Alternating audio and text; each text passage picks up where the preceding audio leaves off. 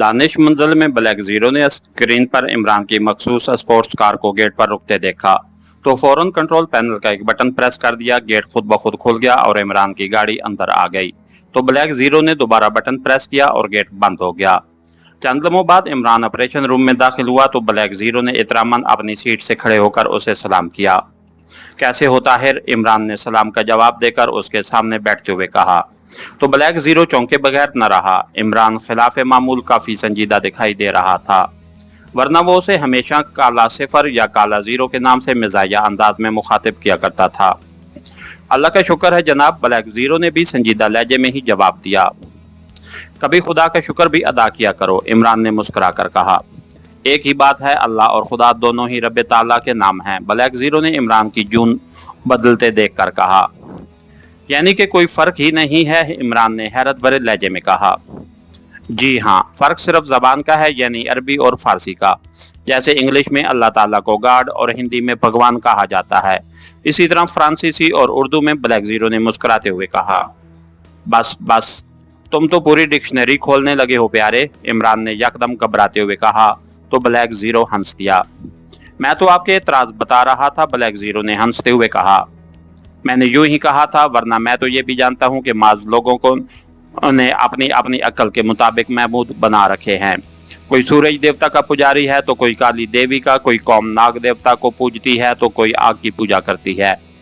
तुमने कभी नाग देवता को देखा है? इमरान ने मखसूस लहजे में कहा। नहीं, सुनना है अफ्रीकी कबाइल नाग देवता को अपना महबूद मानते हैं, ब्लैक जीरो ने मुस्कुराते हुए कहा। हाँ, और उसी लिए मुझे नाग देवता को देखने का इश्तियाक है। तुम देखोगे, इमरान ने सर हिलाते हुए कहा। ओह, आपको कब से ये शौक हुआ है जनाब? ब्लैक जीरो ने हैरान होते हुए कहा। निसफ घंटा पहले। बहरहाल शौक नया हो या पुराना, शौक ही होता है।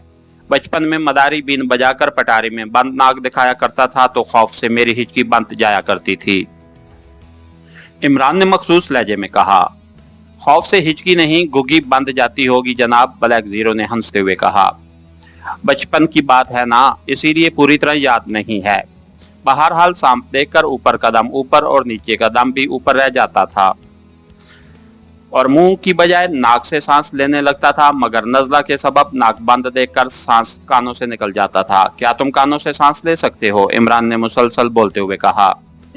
नहीं जनाब, ये खूबी सिर्फ आप में ही है, मगर आप ये फरमाएं कि चाय लाऊं आपके लिए, ब्लैक जीरो ने तेजी से कहा। ले आओ, जहर मारकर ही लूंगा। वैसे क्या तुम जानते हो कि दुनिया में जहर की कितनी अकसाम हैं? इमरान ने जवाबन कहा। बेशुमार हैं, लेकिन मुझे ज़बानी याद नहीं है। अलबत्ता लाइब्रेरी में इस मौजू पर एक जामे किताब मौजूद है, ब्लैक जीरो ने जवाब में कहा और सीट से उठ गया। ठीक है, वो किताब भी लेते आना, इमरान ने जेब से च्युइंगम का पीस निकालते हुए कहा। तो ब्लैक जीरो हैरान होता हुआ दरवाजे की तरफ बढ़ गया।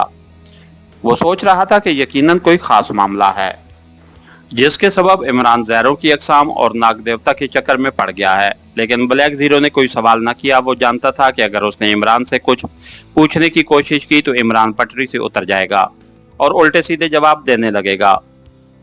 अलबत्ता इमरान मुनासिब समझेगा तो खुद ही सब कुछ बता देगा।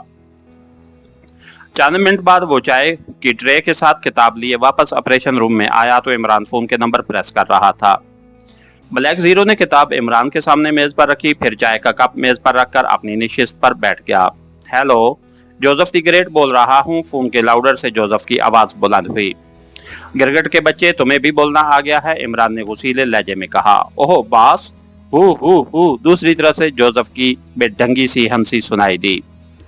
मुंह बंद कर बदरू के तुखम, मुझे डराना चाहता है, इमरान ने गुर्राते हुए कहा। नन नहीं बास, भला आपको कौन डरा सकता है? जोसेफ द ग्रेट समेत सारी दुनिया आपसे डरती है। जोसेफ की खौफजदा सी आवाज सुनाई दी तो ब्लैक जीरो बेख्तियार मुस्कुराने लगा।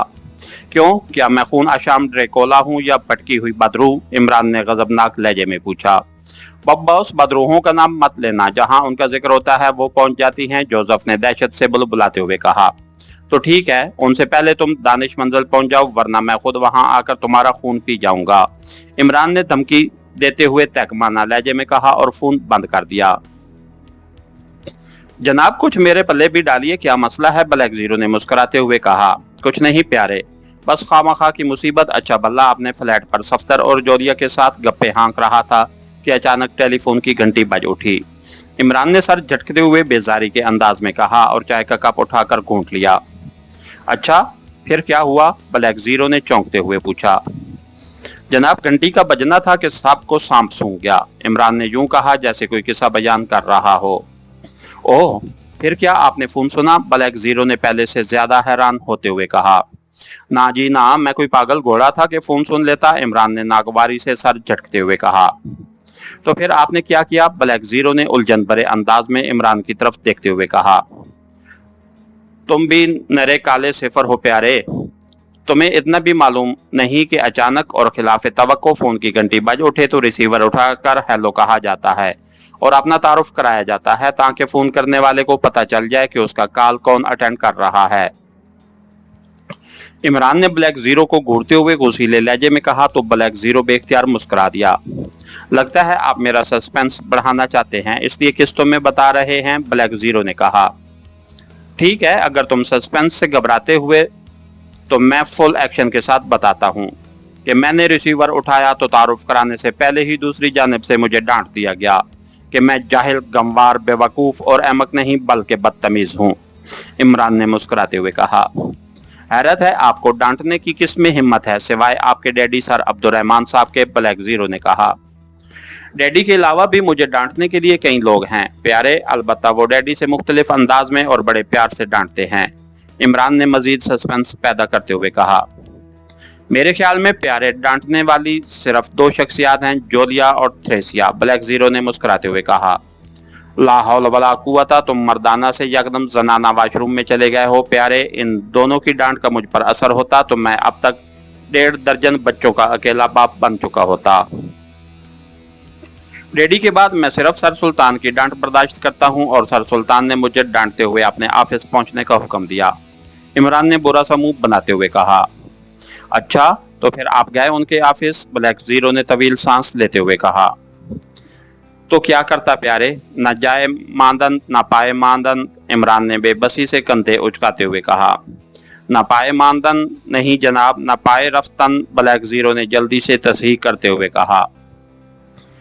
वही अलगरज मरता क्या न करता, जाना ही पड़ा, बकौल कन्फ्यूशिश हुक्म हाकिम मर्गे ख्यालात, इमरान ने सर हिलाते हुए कहा।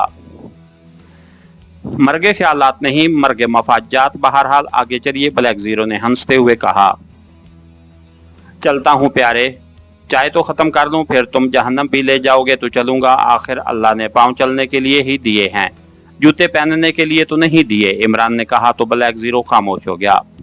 वो समझ गया था कि आज इमरान फुल मूड में है और जब तक अपना अमाकतों का जखीरा खत्म नहीं करेगा असल बात पर नहीं आएगा।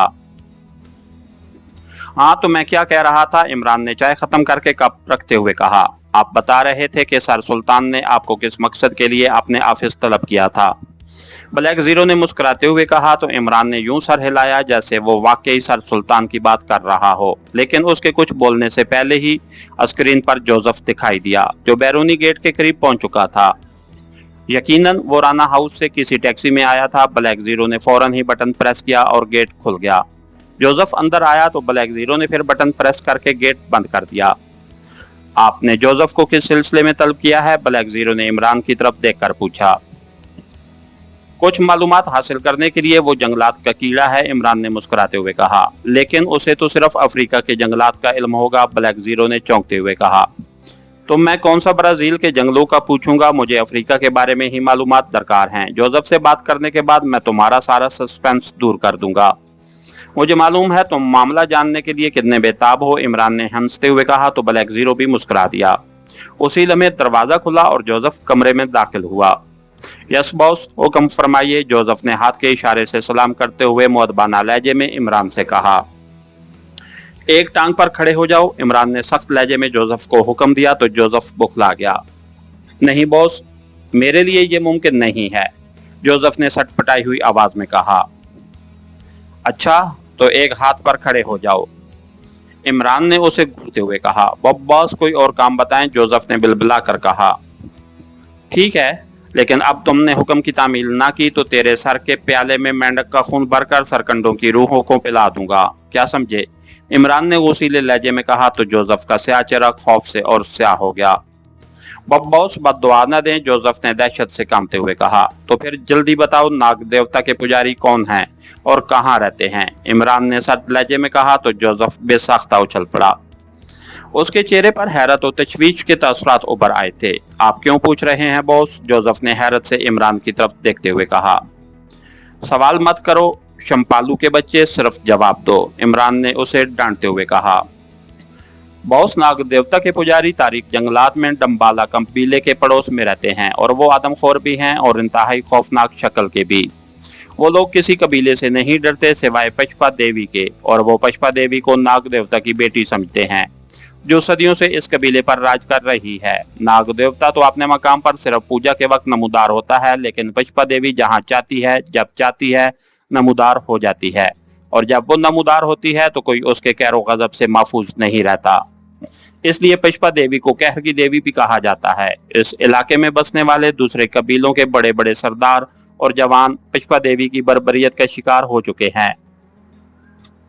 मकड़ालू कबीला अपने नाग देवता की निस्बत पशपा देवी से ज्यादा डरता है, और पशपा देवी की वजह से ही आज तक कोई दुश्मन मकड़ालू कबीले पर फतह नहीं पा सका। पशपा देवी उनकी हिफाजत और मदद करती है, और जब वो जंग के दौरान अचानक नमूदार होती है तो दुश्मन मैदान जंग से भाग जाते हैं, लेकिन पशपा देवी उन्हें भागने नहीं देती और दुश्मन के अक्सर सिपाही मारे जाते हैं। जोसेफ ने मुसलसल बोलते हुए कहा। क्या देवी के पुजारियों के बैरूनी दुनिया से भी ताल्लुकात हैं? इमरान ने सवाल किया।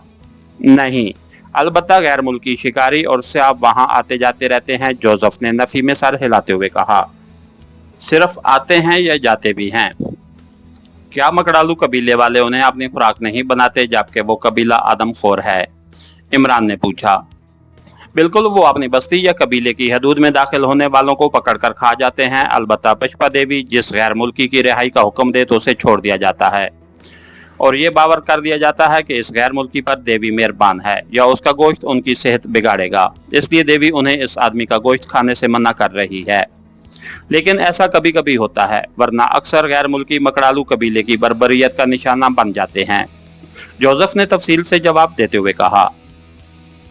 पशपा देवी का कोई गुलाम अगर तहजीब याफ्ता दुनिया में आ जाए तो उसे कैसे शनाख्त किया जाएगा? इमरान ने समझने वाले अंदाज में सर हिलाते हुए पूछा। ब्लैक जीरो बड़ी दिलचस्पी से जोसेफ की बातें सुन रहा था, मगर इमरान के आखिरी सवाल पर चौंक पड़ा।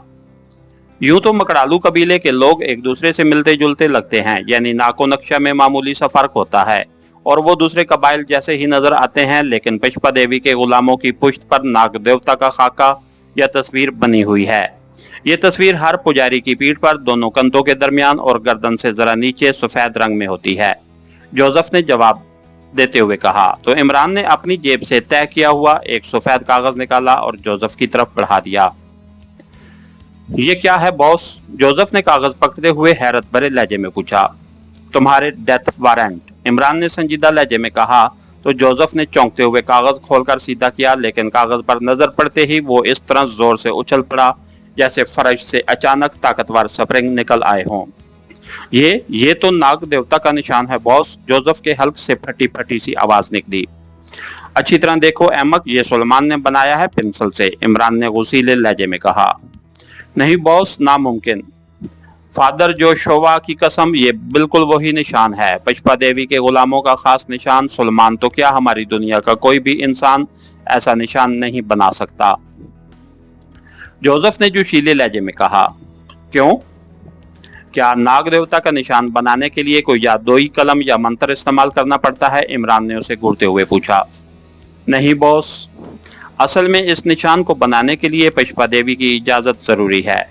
उसकी इजाजत के बगैर जो भी ये निशान बनाने की कोशिश करता है वो निशान मुकम्मल होने से पहले ही खून थूक थूक कर मर जाता है, जोसेफ ने वजाहत की। तो ब्लैक जीरो के साथ साथ इमरान भी हैरान रह गया। तो मकड़ालू कबीले वालों की पुश्त पर यह निशान कौन बनाता है? इमरान ने एक लम्हा बाद पूछा। कबीले का सरदार, कबीले का जो भी फर्द बलोगत की उम्र में पहुंचता है उस पर नाग देवता की पूजा फर्ज हो जाती है, और वो खुद को पशपा देवी के गुलामों में शुमार कराने के लिए कबीले के सरदार से दरखास्त करता है। तब सरदार पशपा देवी से रजू करता है और देवी से इजाजत तलब करता है। तो पशपा देवी इजाजत देती है, जिस पर सरदार बालिग लड़के की पुश्त पर नाग देवता का निशान या मोनोग्राम बना देता है, जोसेफ ने तवील जवाब देते हुए कहा। अच्छा, तो गोया मकड़ालू कबीले के अफराद के अलावा किसी को ये निशान नहीं दिया जाता। इमरान ने गहरा सांस लेते हुए कहा।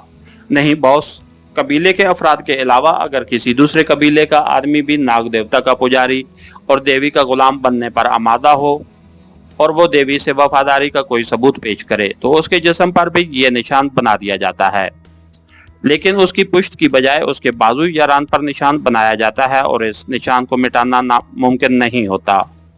जोसेफ ने वजाहत करते हुए कहा। क्यों? क्या ये रंग वाटर प्रूफ होता है या किसी खास मादा से बनाया जाता है? इमरान ने हैरत भरे लहजे में पूछा। नहीं, असल में इस निशान का मोहर जैसा धाती औजार सा होता है जिसे गर्म करके जिस्म पर लगाया जाता है। वहां से जिल्द का गोश्त यानी खाल जल जाती है। जख्म काफी गहरा होता है जिसमें एक खास किस्म की सफेद मिट्टी भर दी जाती है। फिर एक खास बूटी का रस उस पर डाला जाता है और चंद घंटों में ही जख्म मुंतमिल हो जाता है। आपने कहाँ से ये तस्वीर ली है? जोसेफ ने आखिर में पूछा। हाना लोलो की चोटी से तुम चलते फिरते नजर आओ, इमरान ने उसीले लहजे में कहा और उसके हाथ से कागज चपट लिया। ओह, मैं समझा नहीं बॉस, जोसेफ ने हैरत से पूछा। अरे काले गद्दे, बाहर जाकर आराम करो, थोड़ी देर बाद फिर तुम्हारी जरूरत पड़ेगी, इमरान ने डांटते हुए कहा। तो जोसेफ मशीनी अंदाज में मुड़ा और ऑपरेशन रूम से बाहर निकल गया। इमरान ने नाग देवता के निशान या मोनोग्राम वाला कागज ब्लैक जीरो के आगे रखा तो ब्लैक जीरो गौर से कागज पर बने निशान को देखने लगा। ये निशान दायरे की शक्ल में था, यानी नाग देवता का जिस्म दायरे में इस तरह बनाया गया था कि नाग की दुम का सिरा नाग के फन से मिला हुआ था, जबकि नाग के जबड़े खुले हुए थे। कागज पर यह तस्वीर फोटो स्टेट कॉपी की तरह थी और नाग स्याह रंग का था, जबकि जोसेफ के बयान के मुताबिक मकड़ालू कबीले के स्याह फामों की जिल्द पर यह निशान सफेद रंग में कंधा किया जाता था। क्या ये असल निशान है इमरान साहब? ब्लैक जीरो ने इमरान की तरफ देखकर पूछा। नहीं, ये कंप्यूटर प्रिंट है और किसी के बाजू से उसकी तस्वीर बनाकर कंप्यूटर पर मुंतकिल की गई थी। कंप्यूटर पर बाजू गायब करके ये प्रिंट निकाला गया था और उसी के लिए मुझे सर सुल्तान ने तलब किया था, इमरान ने संजीदा लहजे में कहा। तो सर सुल्तान के पास ये प्रिंट कैसे पहुंचा और आपका इससे क्या ताल्लुक है कि आपके हवाले कर दिया गया? ब्लैक जीरो ने चौंकते हुए कहा। असल में ये एक लाश के बाजू से ली गई तस्वीर है और वो लाश एक अफ्रीकी की थी जिसने गुज़िश्ता रात हमारे एटमी रिसर्च सेंटर में हिफाजती बाड़ फलांगी तो एक गार्ड की गोली का निशाना बन गया था, इमरान ने जवाबन कहा। ओह, तो क्या वो अफ्रीकी नाग देवता का पुजारी था? ब्लैक जीरो ने तेजी से कहा। नहीं, उसने खुद को मेकअप से स्याह फाम बना रखा था, लेकिन सिर्फ चेहरे की हद तक, वरना वो सफेद फाम था। और जब उसके जिस्म और चेहरे की रंगत में फर्क देखकर मिलिट्री इंटेलिजेंस वालों ने उसके चेहरे से मेकअप साफ किया तो वो एक्रेमियन निकला। तुम्हें पता है कि रिसर्च सेंटर की सिक्योरिटी फौज के हवाले है और मिलिट्री इंटेलिजेंस के मेंबर्स भी वहां ड्यूटी देते हैं। बहरहाल ये चूंकि इंतहाई अहम मामला था, इसलिए इंटेलिजेंस वालों ने उसकी फाइल सर सुल्तान को भिजवा दी कि सीक्रेट सर्विस भी उसकी तहकीक करे कि आखिर मरने वाला शख्स क्यों और किस मकसद के लिए रिसर्च सेंटर के अहाते में दाखिल हुआ था और क्या ये वाकई कोई एक्रेमियन एजेंट था या किसी मुजरिम तंजीम का मेंबर। फाइल में मरने वाले की मेकअप वाली भी और मेकअप उतारे जाने के बाद की भी तस्वीरें मौजूद थीं। उनके अलावा उसके बाजू पर मौजूद नाग देवता की ये तस्वीर भी अटैच की गई थी। मैंने वहीं सर सुल्तान के ऑफिस में मिलिट्री इंटेलिजेंस की रिपोर्ट पढ़ ली थी, इसलिए सिर्फ ये मोनोग्राम वाली तस्वीर ले आया, इमरान ने मुसलसल बोलते हुए कहा। अच्छा, तो ये मामला है? ब्लैक जीरो ने सर हिलाते हुए कहा। हाँ, क्योंकि ये कौमी सलामती से मुतल्लिक मामला था, इसलिए मैंने सर सुल्तान से हामी भर ली कि सीक्रेट सर्विस इस केस पर जरूर काम करेगी, इमरान ने सर हिलाते हुए कहा और जेब से च्युइंगम का पीस निकालने लगा। लेकिन जनाब, आप तो जहरों के बारे में पूछ रहे थे, ब्लैक जीरो ने मुस्कुराते हुए कहा। असल में मरने वाले शख्स की कमीज के कॉलर में एक छोटा सा कैप्सूल पोशीदा था। उस कैप्सूल को खोलकर उसमें मौजूद स्याह रंग का लेसदार और गाढ़ा मादा शीशे के टुकड़े पर डाला गया और उसे तज्जिया के लिए लेबॉर्ट्री में भेजा गया था। बद एहतियाती के सबब लेबॉर्ट्री के वर्कर की उंगली उस मादे से छू गई, लेकिन उसे फौरी तौर पर पता न चला और 1 मिनट बाद ही उसका पूरा जिस्म स्याह और पीला हो गया। उसके साथ ही उसके मुंह से स्याह रंग का खून कैं की शक्ल में निकलने लगा और चंद मरतबा कैं करने के बाद उस वर्कर ने दम तोड़ दिया। साबित हुआ कि इस जहरीले मादे का कैप्सूल खुदकशी करने के लिए मुजरिम के कॉलर में रखा गया था ताकि पकड़े जाने की सूरत में वो पूछ-गुछ होने से पहले कैप्सूल चबा डाले, इमरान ने ब्लैक जीरो के सवाल का जवाब देते हुए कहा। तो ब्लैक जीरो के जहन पर तारी सारा सस्पेंस दूर होता चला गया। इसके साथ ही हमारी आज के एपिसोड का इख्तिताम हुआ। कहानीकार चैनल को लाइक कीजिए, सब्सक्राइब कीजिए और बेल आइकन को प्रेस कर दीजिए ताकि हर आने वाली नई वीडियो आप तक बर वक्त पहुंच सके। शुक्रिया।